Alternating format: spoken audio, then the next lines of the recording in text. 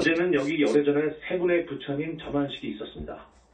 약 300여 명이 왔습니다. 이어서 오늘은 정기법 회일이고 또 제1인데다가 처음 점안을 했기 때문에 해서 부처님께 공양을 드린 것입니다.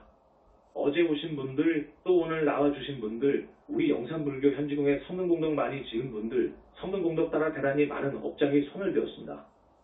오늘도 중요한 법문이 되겠습니다. 이 법문 내용은 녹음이 되기 때문에 많이 구입해 가져가십시오. 이 사람이 조계종에서 한 50년 있었거든요. 조계종에서 상임 포교사로 있었습니다.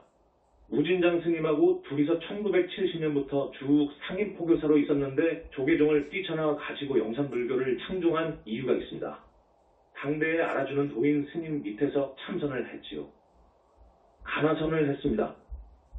그러면서 한 10년 후에 크게 등력을 하고 법화경을 보고 환경을 보고 냉철하게 자신의 능력과 지혜를 점검해보니까 이것 가지고는 가나선에서 이야기하는 화두타파 가지고는 해탈은 멀다. 윤회생사에서 벗어나기도 어렵구나. 확실히 그렇구나. 그리고 나서 연불로 돌아섰습니다. 용감하게 연불로 돌아섰습니다. 잘 돌아선 것입니다. 30년을 온갖 고생도 하면서 내가 최고다. 내가 부처다. 고하는 사람도 두 사람 만나서 몇 년 동안 함께 공부도 하고 담론도 했고 또 기독교 목사인데 그를 따르는 제자들이 이 사람은 예수보다도 훨씬 더 앞에 가 있습니다라고 해요. 무엇인가 하고 알아보니까 그럴 만도 해요.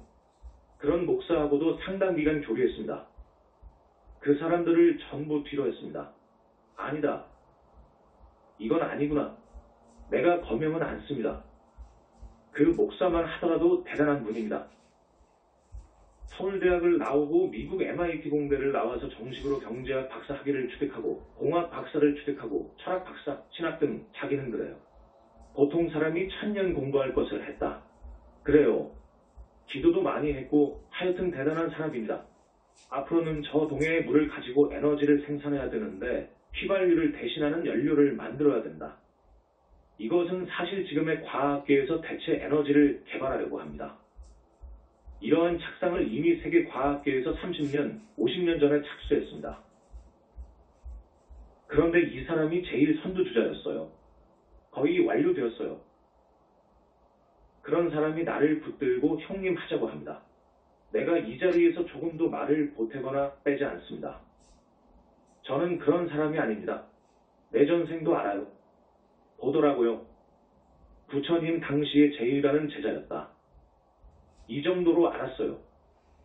그러나 그 사람하고 한 6개월 정도 깊이 들어가서 법담을 해보니까 이분은 붓다는 아니구나. 여기는 붓다가 아니다. 이 사람은 나를 중심으로 해서 하나의 큰 프로젝트를 생각했습니다. 나는 그것을 버리고 뛰쳐나갔죠. 두세 사람 내가 붓다가 하는 사람도 멀리했고 영적으로 대단히 깊이 들어간 목사도 멀리했습니다. 그 목사는 불교를 좋아합니다. 기독교에서 내로라 하는 저 목사들 전생을 전부 이야기하면서 아니다. 그거예요. 그래서 불교를 대단히 좋아합니다. 다 버리고 어느 날 광명만덕님을 15년 전에 만났습니다. 이상하게 만났습니다.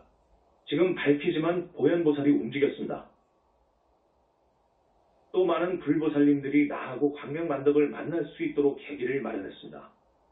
내가 분당의 어느 절에 있을 때 그 절에서 나를 위해 요사체 하나를 마련해 준 것입니다. 나도 여기에서 밝힐 수 없지만 그곳에서 어마어마한 꿈을 꿨습니다. 그래서 무슨 일이 있을까? 했는데 저 광명만덕님이 당신의 언니 형부와 함께 우리 절에 왔었어요. 왜 왔느냐? 그곳 근방에 제1약수터가 있습니다. 약수도 마실 겸 그 위에 절이 하나 있는데 그 절에 큰 스님이 있다는 말을 듣고 이제 오신 거예요. 지금 내 이야기를 이렇게 하는 이유가 있습니다. 이 이야기는 처음 합니다. 오늘의 법문 제목은 우리는 붓다 회상입니다. 우리 교단이 붓다 회상이어요. 법에 하나 나오는 붓다 회상이어요. 광명만덕 자제마녀는 큰 스님임을 재확인합니다. 붓다임을 재확인하는 제목입니다. 여러 가지 교학적인 면 그리고 여러 가지 사실 진실을 들어서 전거합니다. 여러분께 처음 이 법좌에서 말씀드릴 것입니다. 오늘 처음 나오신 분도 계시고 동국대학교 불교학 박사님들도 오셨기 때문에 나는 그분들이 오면 올수록 더욱 흥미있죠. 관심이 갑니다. 우리 영산불교에 대해 당당하게 말할 수 있으니까. 정말 당당하게 말할 수 있으니까. 내가 뚫은 것은 어마어마하니까 말할 수 있어요. 여러분들, 스님의 속마음은 부디 우리를 의심하지 말고 따라주시오. 하는 것입니다. 오늘 제1행사로 1시간 30분을 보냈고 스님의 법문이 1시간 30분이면 좀 지루할 것 같아서 1시간 정도로 줄이려고 하니까 이 여러 가지 진실, 여러 가지의 교학적인 증거가 어제 저녁에 적어보니까 한 50여 가지가 됩니다. 이것을 세부적으로 정리하면 한 100가지도 넘지요. 한두 가지만 해도 그건 대단한데 정말 이 스님의 말씀을 여러분들이 믿고 신심을 돈독히 해주셨으면 좋겠습니다. 이야기를 많이 줄입니다. 그 광명만덕이라는 분은 내가 처음 볼 때 범상치 않았습니다. 꿈도 있었고요. 도대체 어떤 분인가? 저분 광명만덕은 그때 100일 공부 중에 있었습니다. 100일 공부를 칼을 옆에 놓고 무시무시하게 한 사람입니다. 그 당시 부처님께서는 단 하루도 단 한 시간도 밖에 나가는 것을 허락하지 않았어요. 그런데 분당의 약수터 근처에 공부하고 있다는 어느 스님 이야기를 언니로부터 들었어요. 그러니까 바람도 한번 쐬고 시원한 공기도 마시고 기분 전환도 하고 하루쯤 그런 큰 스님도 한번 만나보려고 하니까 부처님께서 좋다 고 하신 것이어요. 이거 부처님께서 좀처럼 허락해 주시지 않는 거예요. 좋다. 그래서 이제 우리 절을 찾아오게 되었는데 그때 내가 시내를 나갔다가 오후 3시쯤 되어 부랴부랴 돌아왔을 거예요. 조금만 늦었어도 못 만났어요. 그러니까 이분 광명만덕 이 언니하고 그 절 법당에 들어가서 전부 예불을 하고 나왔습니다. 그때 여러분, 지장보살님께서 광명 이 집에 절에 쓰일만한 스님이 있으니 만나보게나.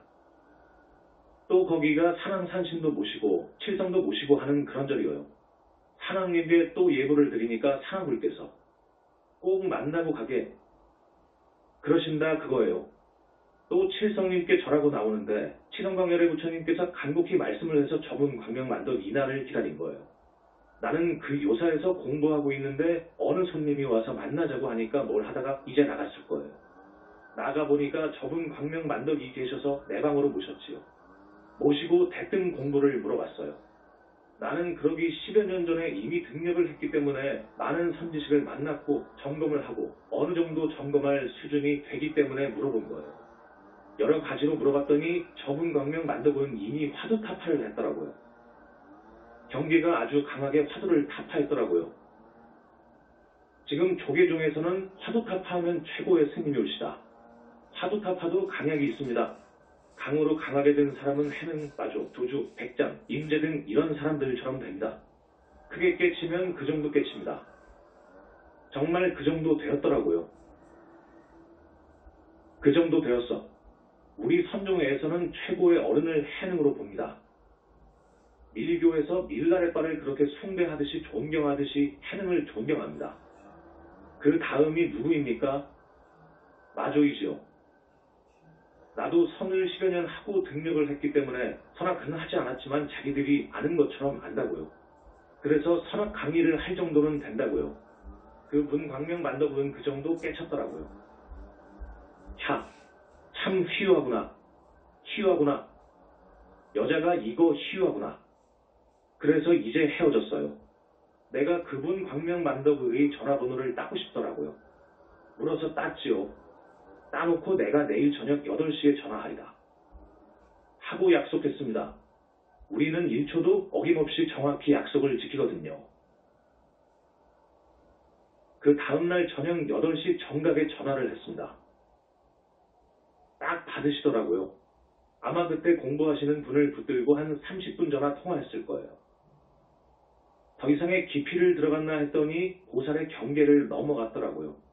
여러분, 보살의 경계가 있습니다. 자력으로는 보살이 안 됩니다. 여러분. 절대 자력으로 뚫어갔다는 것은 범상한 사람이 아니옵시다. 여러분, 내가 자력으로 보살이 될 수 없는 이유에 대해 법문을 많이 했지요. 타력 부처님의 가피가 아니면 절대로 보살은 못 된다. 첫째, 한산 정리를 해줘야 됩니다. 이것은 우리 신도분들은 무슨 말인지 좀 알 거예요. 이거 없으면 안 됩니다. 둘째, 영체 분리를 해줘야 됩니다. 셋째, 정토에 아기보살이 태어나야 됩니다. 그 아기가요.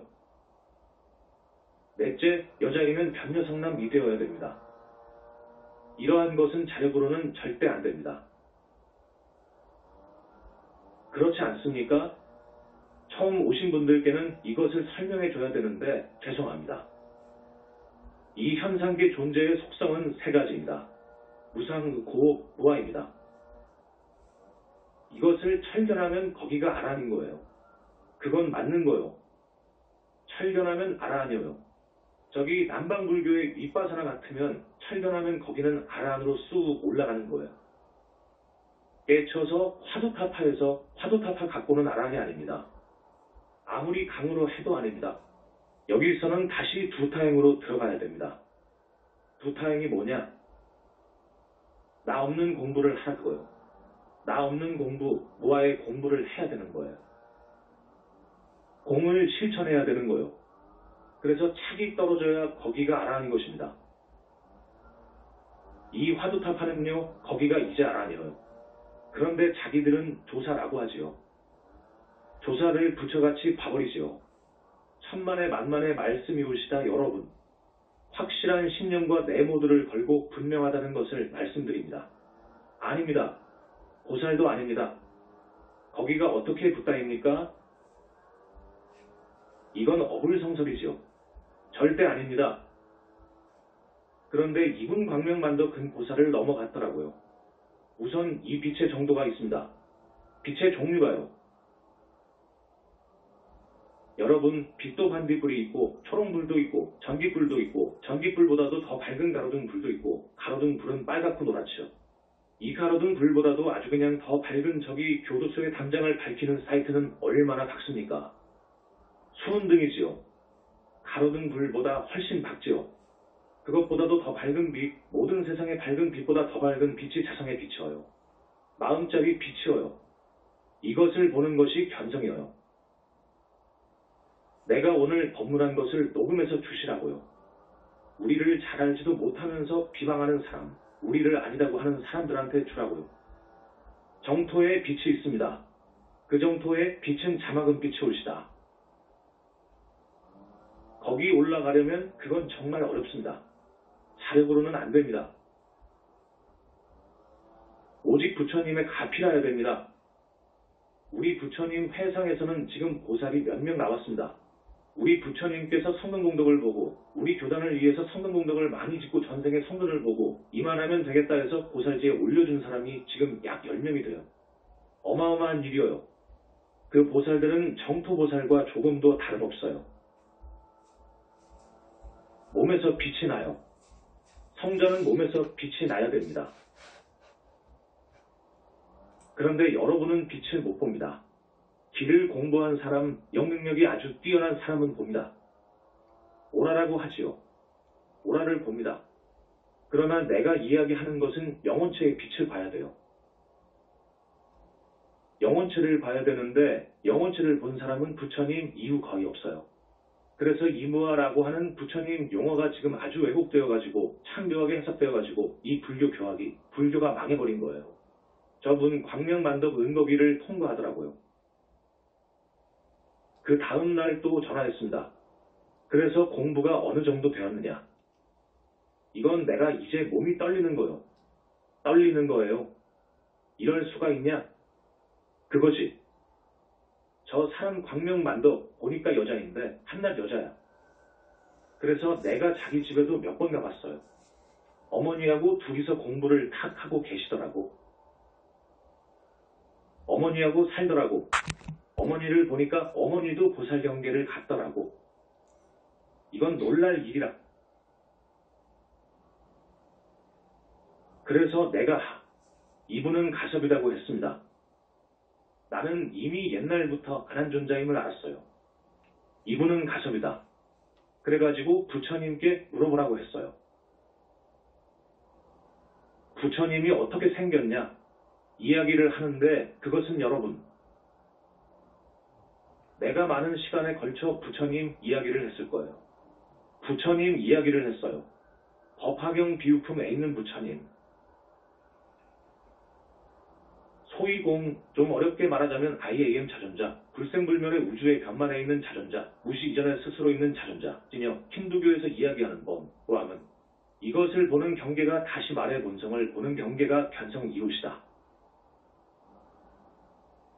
그 경계를 견성이라고 합니다. 그런데 보는 것 가지고는 해탈이 안 됩니다. 보는 것 가지고는 해탈이 아닙니다. 그 경계하고 나하고 하나가 되어버려야 됩니다.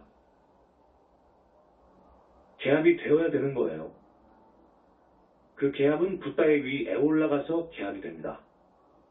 붓다의 자리에 가서 완전히 개합이 됩니다.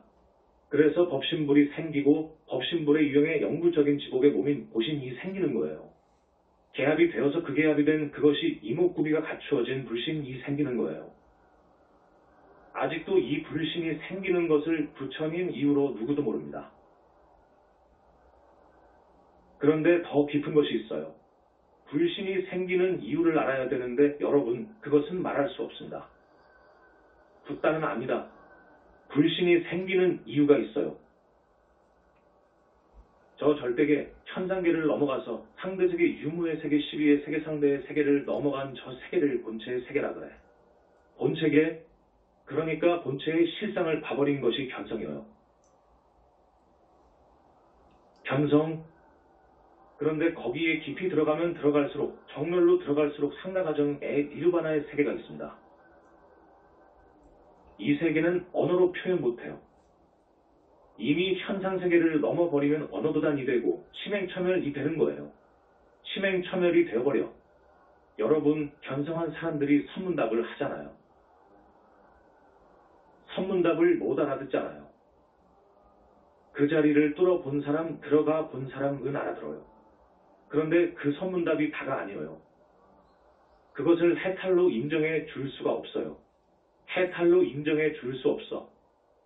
해탈을 하려면 앞에서도 말씀드렸듯이 나라고 하는 생각이 이 몸뚱이에 대한 착이 떨어져 버려야 돼요. 거기가 알아하는 거예요. 거기가 해탈의 자리예요. 그래서 쭉 선정으로 들어가야 되는 거예요. 해탈의 자리까지 갈 때 많은 선정이 있습니다. 아함경에 나옵니다. 내선정이 있어요. 초선정, 초선, 2선, 3선, 4선. 그 다음에 무색계 내선정이 있어요. 무색계 정이 4개가 있어요. 그걸 통과하면 이제 멸진정이 있어요. 그것이 아라한정이요. 아라한 삼매예요. 그런데 대승불교로 오면 이제 보살이 되는 삼매, 붓다가 되는 삼매가 쭉 나와요. 그것을 학생들은 구분 못해요. 그래서 우리 영산불교에서는 아라한 삼매, 보살의 많은 삼매, 보살의 많은 삼매 중에서 아주 높은 삼매가 식지보살이 되는 수능엄 삼매, 그리고 행삼매, 화엄경을 썼다고 하는 행삼매. 거기에서도 붓다가 되는 삼매는 백천삼매라고도 하고 대적황삼매라고도 하고 대적정삼매라고도 하는데 그걸 들면 붓다인 거예요. 그건 들 수가 없어요. 해인삼매에서도 대적정삼매에 들려면 바위에다가 계란 때리기와 같다고 그래요. 그래서 이제 저분 광명만덕의 집을 찾아가 보고 저녁도 얻어먹기도 하고 담론도 하면서야 세상에 이런 일이 있을 수 있느냐 그거요. 그 무렵에 자기 광명만덕 애전생이 나왔습니다. 가섭이었습니다. 부처님께서 그때 딱 말씀해 주신 거예요. 저기 서울의 어느 동 내가 공부를 하러 그리로 가게 되었습니다. 거기서 같이 공부하자 그거라. 부처님께서도 응낙을 하셨어요. 우리가 공부하는 톨 밖에는 터가 있었는데 거기는 부처님께서 가끔 공양을 하러 오실 때 함께 오는 다보열의 다보탑이 땅에서 솟아나 있었어요. 현지사에서는 지금 다보탑을 세웠지 않습니까? 대적광전 청정법 신비로자나부를 모실 때 증명하기 위해 솟아난 저 다보탑, 저기 솟아난 자리에다가 그것을 줄여서 재현해가지고 그 보정정토에 다보탑하고 링크 연결시켜 놓은 거예요. 여러분, 지금 이 말이 엄청난 이야기예요. 굉장히 차원 높은 이야기예요. 도인세계의 이야기예요. 그러니까 제발 의심하지 마십시오.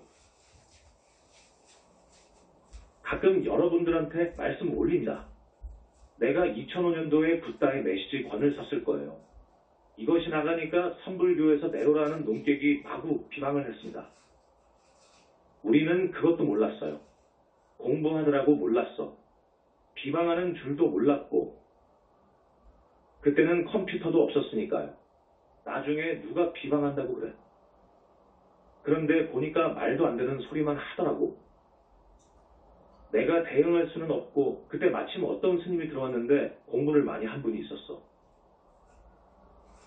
우리의 사상을 많이 따 담았어. 그분이 전부 제압을 했습니다. 그런데 그 후로도 34년 전인가 어떤 스님이 들어왔다가 나간 적이 있는데 우리하고 접촉을 깊이 합니까? 광명만덕하고 나하고 접촉을 안 해주지. 우리 애들도 스님들도 접촉 못합니다. 다만 관음원에서 일하는 해명교정원장 같은 분은 아주 가까이 지내기 때문에 이분은 세상이 두 조각 나도 믿음이 철기둥입니다. 내가 지금까지 이야기한 것도 그 많은 이야기에 도 못했을 거예요. 도 못했지요. 도 못했을 거예요. 말할 수가 없어요. 밀장이기 때문에 그래요. 그러면 우리 스님은 자꾸 밀장 하시는데 도대체 밀장이 무엇인고? 궁금해 한다고 그래요. 내가 만났던 두 사람, 내가 붓다다 하는 사람하고 많이 교류했다고 했지요. 그 사람들도 보신을 이야기해요. 보신 부처님을 이야기해요. 그것은요, 여기 현지사 춘천본사를 우리가 매입해서 들어올 때 여기에 진을 치고 그동안 살았던 천마의 집단이 있었습니다. 천마의 집단이 변화술에 능합니다. 공부하는 사람한테는 저 천마들이 가서 부처 행세를 딱 한다고요. 자기가 부처라는 거예요. 그런 천마들이 현신에서 나타나기 때문에 보신을 알아요. 그래서 우리가 가지고 있는 정보를 안 드러내는 거예요. 여러분, 미국과 소련이 핵기밀을 서로에게 줍니까? 절대 안 주는 거예요. 그렇기 때문에 중요한 말을 못해요. 내가 지금 왜 오늘 이렇게 말을 어느 정도 열고 하느냐?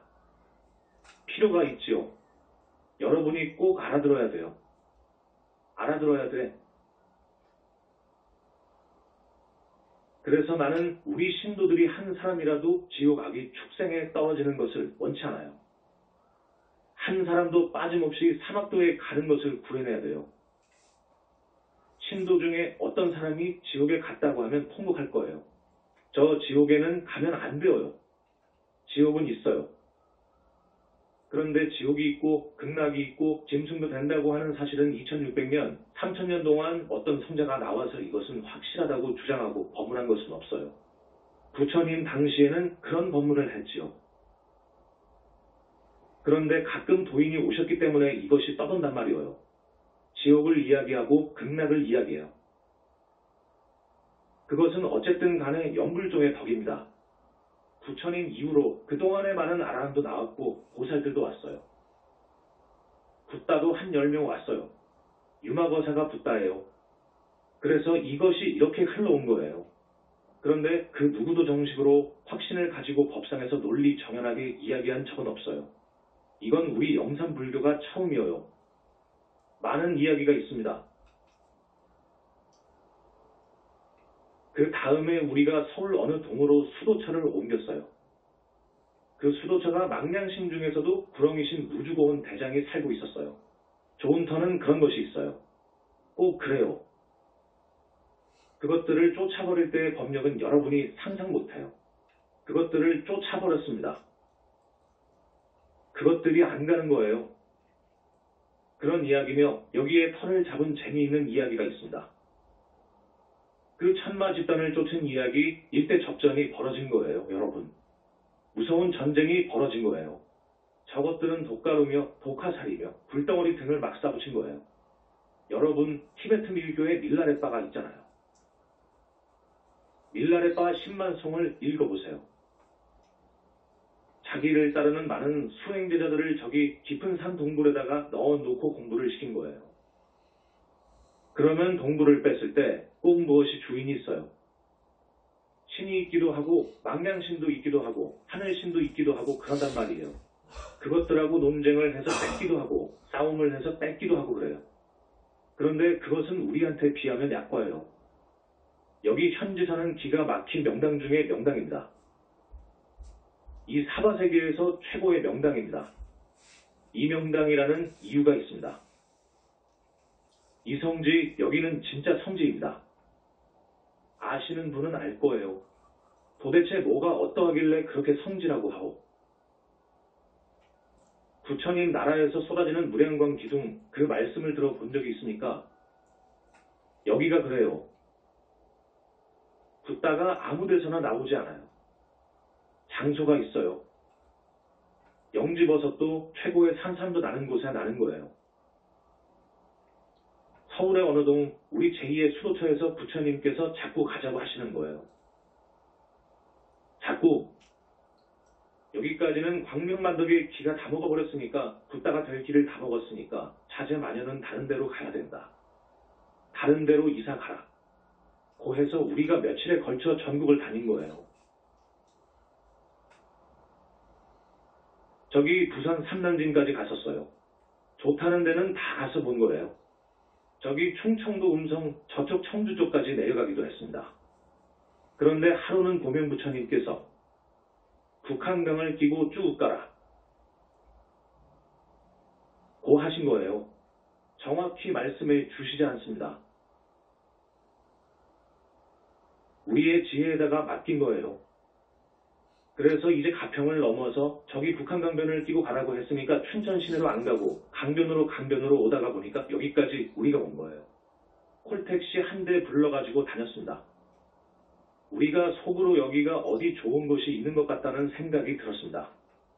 그래서 여기에 면사무소에 들리니까 이쪽 이장의 전화번호를 가르쳐 주더라고요. 도로가 옆에 저쪽 가스 충전소에 갔더니 그분이 기름을 넣고 있더라고요. 그 이장을 통해서 저기 서울집 가정집도 보고 그 옆에도 보고 또 쭉 지나가서 몇 군데도 보고 지금의 현지사를 보고 했던 거예요. 여기가 따고와 닿았다고요. 그러니까 부처님들 쪽에서 어떤 무엇이 있었습니다. 그래서 여기를 잡았는데 그때 여기는 굉장히 열악하여 사람이 살 수가 없었어요. 아주 더럽고 지형도 언덕배기고 이건 뭐 살 수가 없어. 그래서 여기에 중심이 어디가 있습니다. 그 300평만 사는 거예요. 돈도 없었습니다. 정말 돈도 없었습니다. 공부만 하니 돈이 있나? 없어. 여기 300평만 어떻게 살고 했었습니다. 그 당시 땅 주인이 춘천시청의 어느 계장이라고 해서 만났더니 300평만 떼어서는 팔지 않는다고 그래. 매입하려면 1800평을 다 매입하라 그거요. 마침 그 계장도 불교 신도였습니다. 우리의 어려운 사정을 말했더니 계약금을 걸면 1년의 유예를 주겠다고 했습니다. 돈은 1년 후에 지불해도 좋다 그거요. 그래서 1800평으로 계약한 거예요. 일단 땅을 매입해 놓고 조립식으로 짓기 시작한 것입니다. 이것이 한 10년 전 이야기입니다. 그랬는데 아이고 여기에 이거 무시무시한 천마집단이 살고 있네. 이건 안 돼. 이런 것 있으면 안 돼요. 여러분 이거 있으면 안 됩니다. 집을 빼앗으면 안 됩니다. 큰 나무를 베면 죽기도 하잖아요. 큰일 나지요. 이유가 있어요. 그 귀신집을 빼앗으면 큰일 나는 거예요.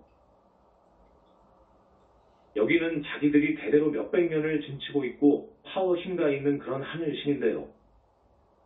우리한테 줍니까? 그러니까 너희들 인연이 다 되었다. 고 해도 안 돼. 막무가내예요. 이거 안 되는 거요. 안 돼. 가라는 거요. 그러니까 할 수 없이 대결한 거예요. 그런 경우에도 그렇고요. 결국은 일망타진해가지고 전라도의 다른 터를 잡아주고 보낸 것입니다. 그 아라한에서 보살이 되려면 엄청나게 마장이 끼입니다. 여러분 그걸 알아야 됩니다. 또 하다못해 화두탑 하려고 해도 굉장한 마장이 뜹니다. 좋은 일에는 마가 낍니다. 보살이 붓다가 되려고 하면 이것은 여러분 상상할 수가 없어요. 마음 파순이 정도 혹은 오른 팔 정도의 애제자하고 생명을 놓고 결투해야 됩니다. 그것이 빙의된다니까요. 능력이 천변만화예요. 경전에는 그런 소식이 없습니다. 그저 부처님께서 오도하실 때 그 무슨 탐진치를 빗대어가지고 마녀들이 유혹한다고 하는 이런 장면이 나오는데 그건 약과예요. 무시무시한 마장이 막아 있는 거예요. 가령 아라 안에서 보살이 될 사람, 우리 바운다리 안에 와버렸으니까 부처님께서 쉽게 인간해 주시는 것이지 밖에서 한다고 하면 아라 안에서 보살은 못 된다니까요. 자력으로는 안 된다니까요. 천마의 강에 마장 때문에 못 한다니까요, 여러분. 할 수가 없는 거예요. 우리 힘으로는 육신을 가진 인간으로서는 저 마장을 이길 수가 없는 거예요. 그래서 어떤 사람이 화두타파에서 아라한 정도 갔다고 하면 반드시 저 상나가정의 정면의 세계에서 자기 도반인 아라한들이 끌었기 때문에 그래요. 보호해 주니까 그래요. 마장을 막아주는데 와서 힘을 주고 지도해 줘요. 힘을 주니까 되는 거예요. 저 붓다는 붓다내는데 또 보살은 아라한을 보살로 이끄는데 또 아라한은 아라한 만드는데 성중은 지옥의 축생에 떨어질 사람을 하늘로 이끄는데 다 있어요. 그렇게 다 있어요. 그렇게 되는 거예요. 처음 듣지요? 스님이 불과를 쟁할 때 엄청난 결투가 있었어요. 나는 우리 문수 아버님을 영원히 잊을 수가 없어요. 생명을 내걸고 마하고 결투한 거예요. 그동안에 나의 몸속에 들어오는데 들어온들 못 봐요. 볼 수가 없는 거예요. 불안으로 밖에 안 보이는 거예요. 천변만화하기 때문에요. 그 불안으로 밖에 볼 수가 없어요. 그러면 그것 때문에 가령 내가 아난이었고 그 다음 여러 생을 쭉 내려왔잖아요. 요놈이 붙다 못되게 나의 성품을 파괴하는 거예요. 맛쪽으로 끌어들이는 거예요. 세상에 못된 짓을 하도록 유혹하는 거예요. 그러나 몰래 그 선근이 있기 때문에 안 넘어가지만 넘어가기도 해요. 넘어가기도 한다고요. 그래서 붓다대는 여정이 관문이 정말 어려운 거예요. 그러니까 여러분, 나는 현재를 봐야 된다는 말을 합니다. 가령 나는 우리 광명만동님의 모든 것을 알았어요. 저분의 학벌도 알고 과거 경력도 알았고 어떻게 살아온 것도 알고 다 알았어요. 그런데 이럴 수가 있느냐 그거예요. 이럴 수가 있느냐? 광명만동님은 현재 부처님께서 선택한, 정말로 부처님께서 선택한 사바세계에서 겁에 하나 나오는 붓다들 그 한 사람. 그 선택을 광명만덕을 했다 그거예요. 영산 당시 가섭이었기 때문입니다. 그리고 바로 전에는 칙찬무후였어요. 그런데 또 나도 그렇습니다. 현재 나의 모든 건강이라든지 학벌이라든지 과거 경력이라든지 뭐라든지 이것을 여러분이 알고 싶어 할 거예요. 저 스님이 도대체 연애를 했는지 결혼을 했는지. 그런데 여러분, 그런 것을 따질 필요가 없어요. 중요한 것은 현재입니다. 가령 저분이 현재 불과를 증했다. 부처님께서 인가를 했다. 그런데 저분의 법문은 무궁무진하다. 정말 저분의 법문은 완벽하면서도 우주의 진리를 요단한 법문이다 하면 그것이 중요한 거예요. 우리 법문은 과거, 현재, 미래를 상계 삼천대천 세계를 무대로 해요. 그리고 이 현상계가 벌어져 나온 그 현상관에 대해서 뚜렷이 알아야 돼요. 또 본체 세계를 잘 알아야 돼요. 육도의 중생이 윤회하는 실상을 봐야 돼요. 지금까지 어떤 불교도 어느 종교이고 간에 여기 영산불교 이상을 본 사람이 본 종교가 없어요. 부처님이 무아속 절대계에 계신 것을 알아버렸어요. 이건 대적정산매에 들어가야 가능해요. 그런데 불교를 잘 알고 우리 곁에 있다가 4년 전에 나간 어떤 스님, 우리가 나가도록 한 거예요. 그 사람은 전생에 어마어마한 무서운 죄를 지었어요. 하늘이 땅이 용서할 수 없는 죄를 지었어요. 그래서 보낸 거예요. 섭섭잖게 많이 해서 보내주었던 거예요. 그런데 나가서 우리를 이렇게 비방해요. 자기가 뭘 안다고 그렇게 하고 다녀. 뭘 안다고? 한 달도 안 했었는데 뭘 합니까? 우리 제자들도 우리의 실체를 일식도 몰라요. 그러나 가까이 있는 우리 해명 스님 같은 분은 90%는 알죠. 그러니까 이분은 죽어도 앞에서도 말했지만 이 세상에 뒤집혀도 대통령이 천지개벽이 2번 되어도 독도는 우리 땅이라고 했잖아요. 이런 사람은 천지개벽이 10번 되어도 우리 광명만동님은 붓다라고 하면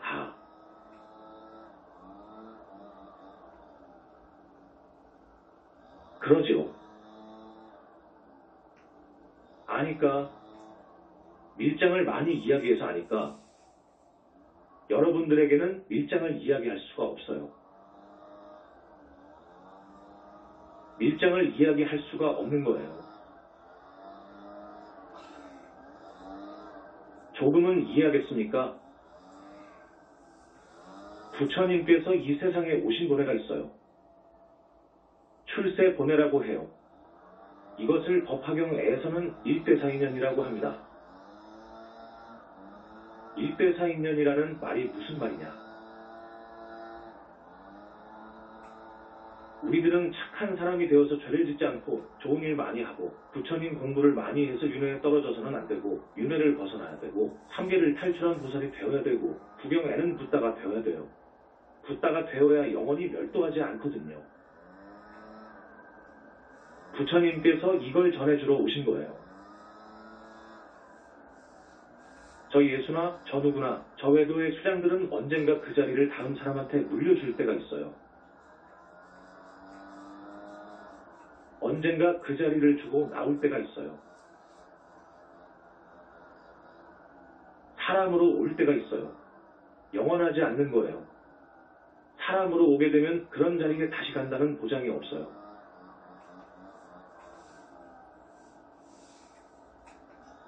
많은 신통을 했기 때문입니다. 무서운 과보가 기다리고 있어요. 그러나 붓다는 불과를 증하면 법신불, 보신불이 생기잖아요. 여기 내 영체가 무량광 빛으로 되어 있거든요. 이 영체가 그리로 보신으로 가잖아요.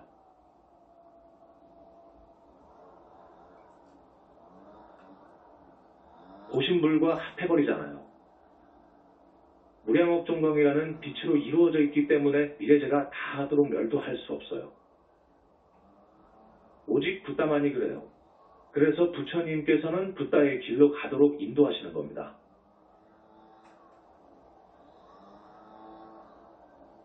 그것을 일불승, 일승, 일승도라고 해요.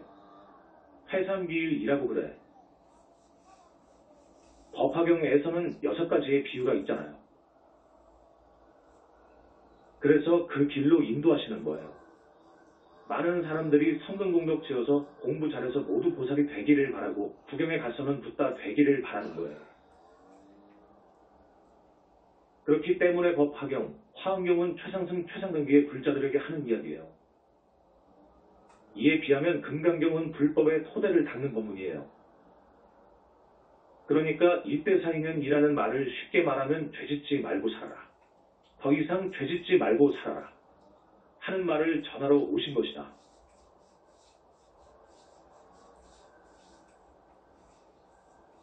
업을 지으면 반드시 과보를 받으니까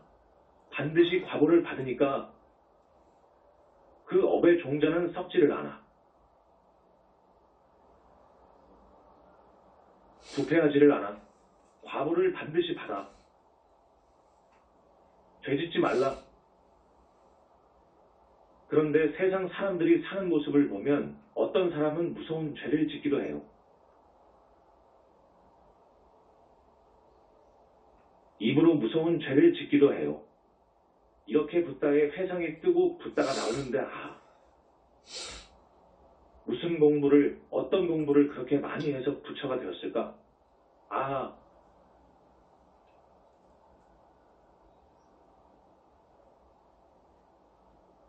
그 말씀을 좀 알아보자. 이렇게 관심을 가지면서 알려고 해야 되지 않습니까?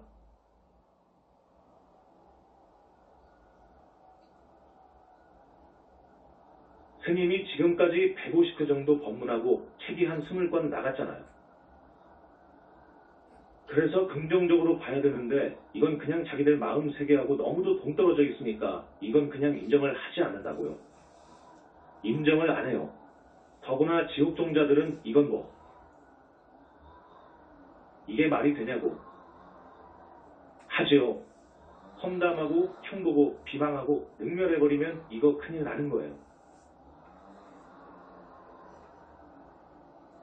오역죄인 거예요. 오역죄 아시죠?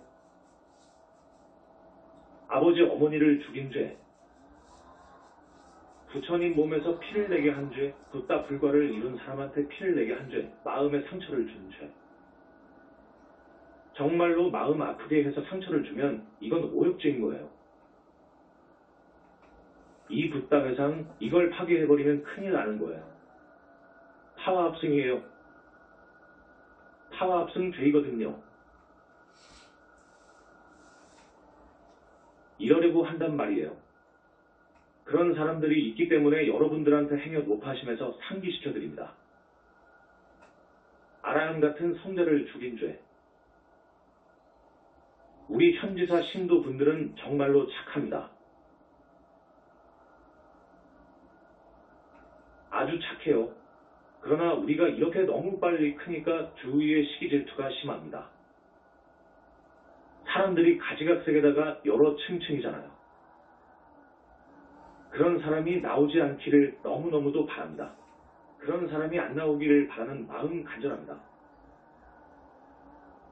그래서 오늘 이런저런 말씀을 드리는데 지금 교학적인 전거가 한 50가지가 있어요. 그 사람이 붓다냐 아니냐 하는 것은 3가지입니다. 첫째, 저 모아속 절대세계에 불신이 있느냐 없느냐 하는 것입니다. 이것은 필요충분 요건입니다. 불신이 있으면 그건 붓다인 거예요. 둘째, 부처님께서 인가했느냐. 셋째, 그 사람의 영혼체가 무량광덩어리가 되었느냐.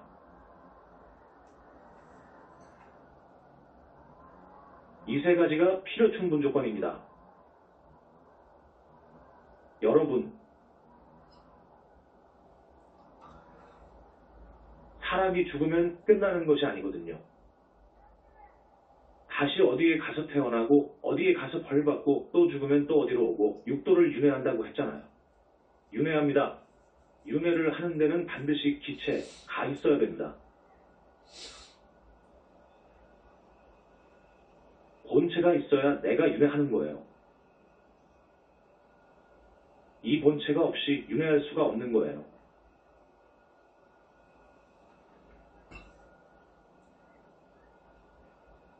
지금 여러분의 몸속에 본체가 들어가 있는 거예요. 우리 영산불교에서는 그것을 영혼체라고 해요. 영혼체. 그런데 그 영혼체를 볼 수가 없어요. 붓다의 경지에 가서 그 영혼체가 보이는 거예요. 지금까지 그 영혼체를 완전하게 본 사람이 없습니다. 그 어떤 학생, 부처님같이 대단하다고 하는 학생의 용수, 우착 세친 헌법 원효도 못 봤습니다. 그건 확실합니다. 못 봤기 때문에 오늘날 유식하기 묘하게 되어버렸잖아요. 7식, 8식이 없는 거예요. 그런데 7식, 8식을 잘도 만들어가지고 지금 구조를 그려놨지요. 유식학을 만들어내놨어. 골조를 잘 해놨어. 그러나 영혼체의 기능이 7식, 8식이잖아요. 우리가 짓는 모든 업은 자기 영혼체로 흘러들어갑니다.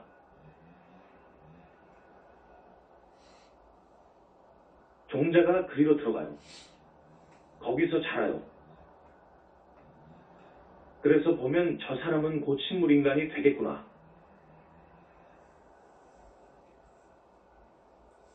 저 사람은 곧 죽겠구나. 아이고.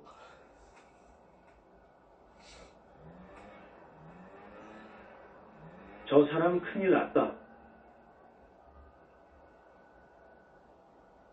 그 영혼체에 반영된 자기 업의 종자가 결과화된 것을 봐요. 사슬로 묶여있다. 아이고, 곧 징역 가겠네.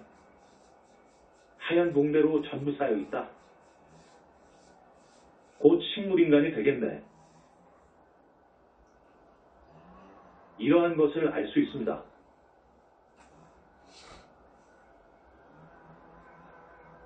이 업장은 부처님 밖에 소멸해 줄 수가 없어요. 우리 거룩하신 부처님은 어마어마한 능력이 있어요. 정말로 항아사에 신통요용이 있어요. 상상할 수 없이 많은 능력이 있어요. 지금의 교학에서는 이것을 몰라요. 유마경을 보면 붓다 된 사람들의 능력이 좀 나와요. 부사위한 해탈의 힘이 있어요.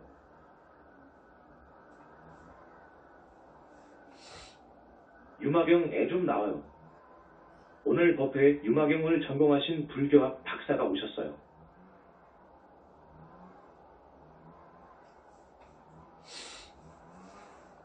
한마디로 말하면 이 삼천대천세계가 무수히 많아요. 부처님의 능력 한 가지를 말씀드리면 삼천대천세계 하나를 집어가지고 저 끝 삼천대천세계 저쪽에다가 던져버릴 수 있어요. 이 털구멍 속에 태평양 물을 다 가둘 수 있어요. 여러분,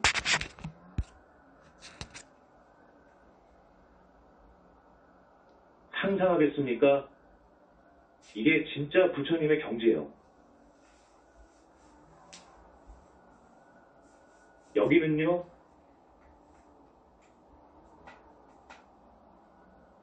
저기 무당들의 경지는 어디인 줄 압니까? 무당들 저것 영영이 빙의되면 저 사람 내일 죽겠네.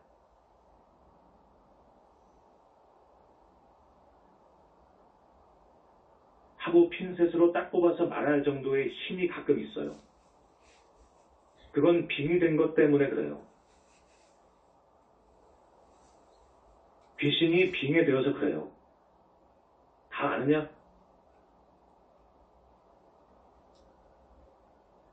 다는 또 몰라요.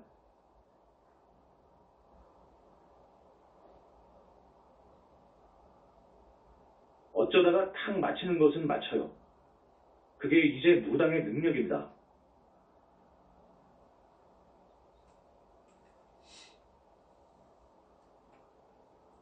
그래서 우리 정법문 중에서는 부처님께서 절대로 예언을 못하게 합니다. 예언이라는 것은 기밀을 천기를 갖다가 누설하는 거예요. 그건 큰일 나는 거예요. 절대 못하게 되어 있어요.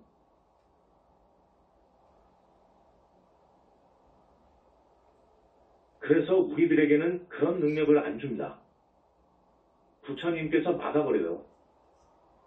그런 죄를 못 짓도록 막아버려요. 아라한은 어느 정도 능력이 있는 줄 압니까? 우선 하늘사람을 신이라고 해요. 신들의 능력은 어느 정도냐? 5통 정도는 부족해요. 5통, 그러니까 신족통, 천이통, 천한통, 숙명통, 타신통, 이것을 갖추고 있어요. 아라한 정도 되면 어떠냐? 아라한, 그러니까 성중들의 반열에 드는 사람들 중에 제일 높은 성자이지요.